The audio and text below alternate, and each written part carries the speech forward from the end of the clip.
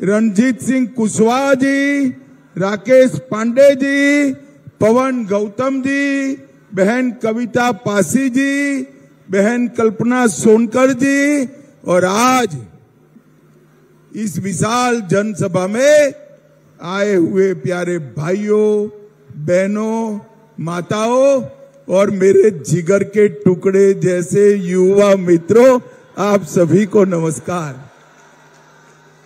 भाइयों बहनों, मुझे लगा सोनकर जी तीसरी बार चुनाव लड़ रहे हैं, मुझे यहां आकर इनको जिताने की अपील करनी चाहिए। मगर ये जन सैलाब देखकर मैं कहता हूं, कौशाम्बी वालों ने रिजल्ट पहले से तय कर दिया है, मोदी जी को कौशाम्बी से कमल भेजना है। मैं जब यहां आया हूं तब इस महान भूमि पर प्रभु श्री राम को सबसे पहले प्रणाम करता हूं। चित्रकूट जाते वक्त भगवान राम यही चरवा स्थान में रात्रि निवास करे थे। राम वन गमन मार्ग का ये महान यात्रा स्थान आज कौशाम्बी के लिए पूरे देश भर का आकर्षण का केंद्र बना है। मैं माता नगर देवी, शीतला धाम, पद्म प्रभु, बेला मंदिर, बाबा हृदयेश्वरनाथ जी, कृपालू जी महाराज और इसके साथ साथ भगवान गौतम बुद्ध और पद्म प्रभु को भी प्रणाम कर कर मेरी बात की शुरुआत करता हूं। मैं यहां आया हूं तब महान स्वतंत्रता सेनानी दुर्गा भाभी, जिन्होंने भगत सिंह जी को अपने गंतव्य तक पहुंचाने का साहस किया था, दुर्गा भाभी को भी प्रणाम करने का काम करता हूं। भाइयों बहनों, इस बार कौशाम्बी वालों ने 3 हैट्रिक लगानी। मुझे बताओ, लगाओगे क्या? अरे जोर से बोलो, लगाओगे? पहली हैट्रिक लगानी है, मोदी जी को तीसरी बार प्रधानमंत्री बनाना है। दूसरी हैट्रिक लगानी है, यूपी में सपा, बसपा और कांग्रेस का सुपड़ा तीसरी बार साफ करना है। करोगे क्या? और तीसरी हैट्रिक लगानी है, मेरे मित्र सोनकर को तीसरी बार सांसद बनाना है। बनाओगे क्या? कौशाम्बी वालों, मेरी एक बात आज घर जाकर डायरी में लिख लेना, सोनकर को आप सांसद बनाओ, उसको बड़ा आदमी बनाने का काम भारतीय जनता पार्टी करेगी। भाइयों बहनों,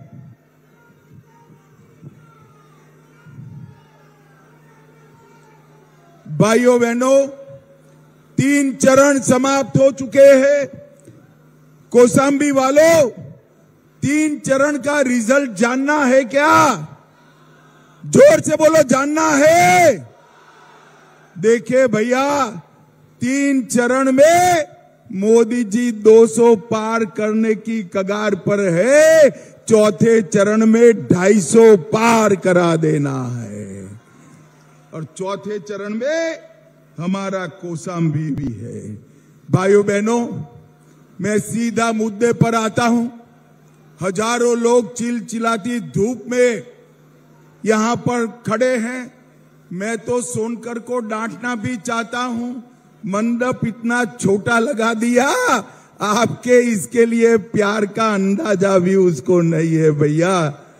तो जो धूप में खड़े हैं, वो सभी लोगों को मैं विशेष कर पूछना चाहता हूं, एक कश्मीर जो है हमारा है या नहीं है?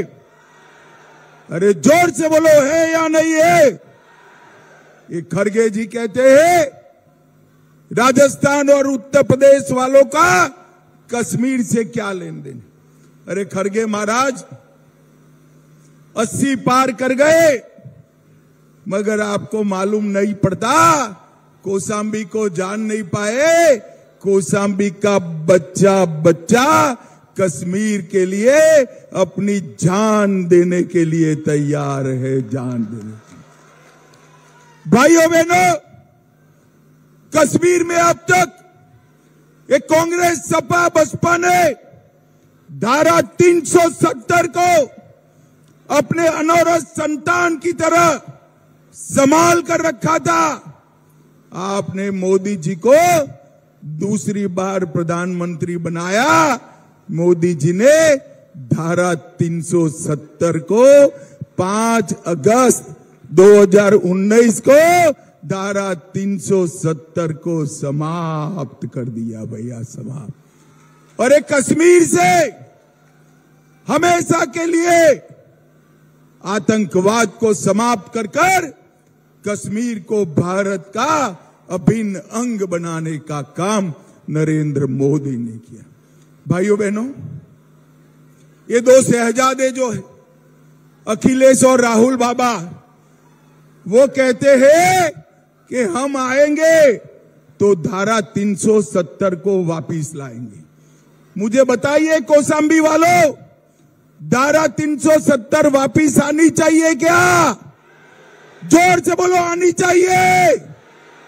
मोदी जी ने इस देश से आतंकवाद को समाप्त करने का काम किया है, नक्सलवाद को समाप्त करने का काम किया है। और भाइयों बहनों, मोदी जी ने देश को सुरक्षित करने का काम किया है। भाइयों बहनों, मुझे बताओ, ये तो राम की भूमि है। अयोध्या में राम मंदिर बनना चाहिए था या नहीं बनना चाहिए था? अरे जोर से बोलो, बनना चाहिए था या नहीं बनना चाहिए था? 70 साल तक ये कांग्रेस सपा बसपा राम मंदिर को अटका कर रखे, लटका कर रखे, भटका कर रखे। मोदी जी आए, मोदी जी ने 5 ही साल में केस भी जीता, भूमि पूजन भी किया और 22 जनवरी को प्राण प्रतिष्ठा कर कर जय श्री राम कर दिया। भाइयों बहनों, प्राण प्रतिष्ठा हो रही थी तब ये राहुल बाबा, सोनिया गांधी, डिंपल बेन, अखिलेश यादव, सबको निमंत्रण भेजा गया, मगर कोई प्राण प्रतिष्ठा में नहीं गया। क्यों नहीं गया भाई, मालूम है? बताओ क्यों नहीं गया? चलो मैं बताता हूं। वो लोग अपनी वोट बैंक से डरते हैं, वोट बैंक से। उनकी वोट बैंक कौन है मालूम है ना? पक्का मालूम है ना? पक्का मालूम है ना? मगर हम भाजपा वाले वो वोट बैंक से नहीं डरते हैं। सिर्फ राम मंदिर नहीं, औरंगजेब ने तोड़ा हुआ बाबा विश्वनाथ का दरबार भी मोदी जी ने फिर से बनाने का काम किया। सोमनाथ का मंदिर फिर से सोने का बन रहा है। मोदी जी ने हमारे सारे श्रद्धा केंद्र को फिर से सजाने का काम किया है। भाइयों बहनों, मोदी जी के खिलाफ ये इंडी अलायंस वाले लड़ रहे हैं। कोई संभावना नहीं है उनके जीतने की, मगर मानो इंडी अलायंस वाले जीत जाते हैं तो उनका प्रधानमंत्री कौन बनेगा? आप बता सकते हैं भाई? बता सकते हैं? चलो मैं एक एक कर कर पूछता हूं। शरद पवार इस देश के प्रधानमंत्री बन सकते हैं क्या? ममता बनर्जी बन सकती है क्या? उद्धव ठाकरे बन सकते हैं क्या? ये स्टालिन बन सकते हैं क्या? अब हंसना मत, अंतिम नाम पूछता हूं, जरा भी मत हंसना। ये राहुल बाबा बन सकते हैं क्या? अरे क्यों हंस रहे हो यार? वो भी बड़े नेता है, वो बन सकते हैं क्या? भाइयों बहनों, जब एक पत्रकार ने उनको पूछा आपका प्रधानमंत्री कौन बनेगा, उनके एक नेता ने जवाब दिया बारी बारी एक एक साल बनेंगे। अरे राहुल बाबा, ये परचूरण की दुकान नहीं है, भारत देश है, ऐसे नहीं चलता। कौशांबी वालों मुझे बताओ, ये बारी बारी प्रधानमंत्री बनने निकले हैं और कोरोना आएगा तो कौशांबी वालों को कौन बचाएगा? मुझे भी मालूम है मोदी जी बताएंगे। कौशांबी वालों मुझे जोर से बताओ, सभी को दोनों टीका कोरोना का लगा है या नहीं लगा है? दोनों हाथ ऊपर उठाओ, लगा है या नहीं लगा है? मोदी जी ने 130 करोड़ के देश को कोरोना का टीका लगाकर कोरोना से सुरक्षित करने का काम किया है। भाइयों बहनों, जब मोदी जी टीका लगाने की शुरुआत किए, वो खुद टीका लिए, तो अखिलेश बाबू कहते थे ये मोदी टीका है, मत लीजियो।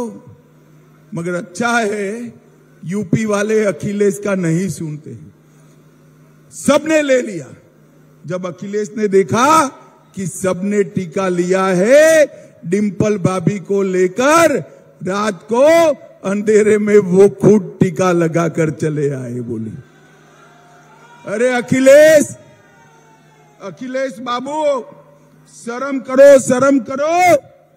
कोरोना जैसी महामारी में भी आप राजनीति करते हो। भाइयों बहनों, मुझे बताओ, समाजवादी पार्टी की सरकार थी, तब गरीबों की जमीन इस सपा के गुंडे कब्जाते थे या नहीं कब्जाते थे? अरे जोर से बोलो, कब्जाते थे या नहीं कब्जाते थे? या गुंडों और माफियाओं का राज था या नहीं था? जनता परेशान थी या नहीं थी? भाइयों बहनों, आपने यूपी में भाजपा की सरकार बनाई, हमारे नेता योगी आदित्यनाथ ने गुंडों को उल्टा लटका कर सीधा करने का काम योगी जी ने किया। भाइयों बहनों, भारतीय जनता पार्टी ने माफिया राज समाप्त किया, गरीबों की जमीन को मुक्त कराया और यहां विकास की गंगा मोदी जी ने बहाई। भाइयों बहनों, ये कांग्रेस पार्टी मणिशंकर अय्यर और फारूक अब्दुल्ला इंडी अलायंस के नेता कहते हैं पाकिस्तान का सम्मान करो। अब भाई राहुल बाबा, आपको पाकिस्तान का सम्मान क्यों करना है? तो वो कह रहे हैं इनके पास एटम बम है, पाक ऑक्यूपाई कश्मीर मत मांगिए। मैं आज कौशांबी की जनता को पूछने आया हूं, ये कश्मीर जो पाक ऑक्यूपाई कश्मीर है, वो भारत का है या नहीं है?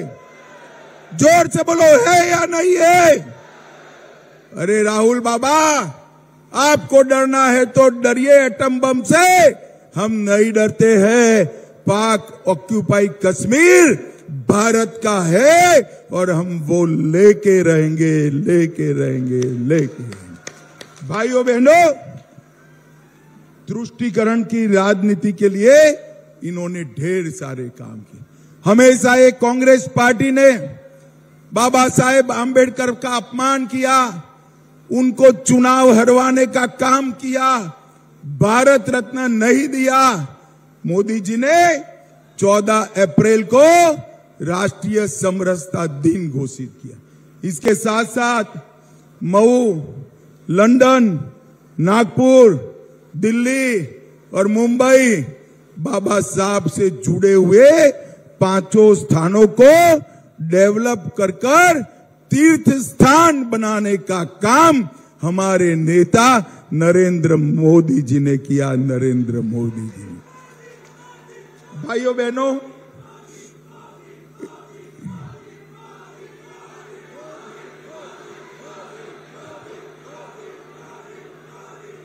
बहनों, भारत माता की।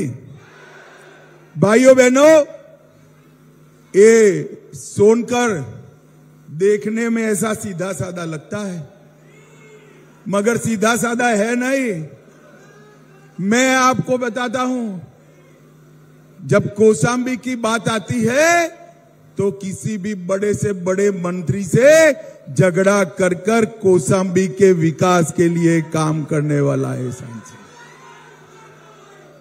300 करोड़ से प्रतापगढ़ कौशाम्बी जनपद को गंगा नदी के पुल से जोड़ने का काम हमारे सोनकर ने किया। यहां मेडिकल कॉलेज लाने का काम विनोद सोनकर ने किया। 50 बेड का नया अस्पताल बन रहा है, उसको लाने का काम विनोद सोनकर ने किया। 47,000 गरीबों को घर देने का काम विनोद सोनकर ने किया।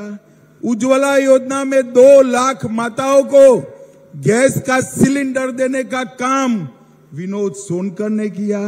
2,45,000 घरों में नल से जल पहुंचाने का काम विनोद सोनकर ने किया।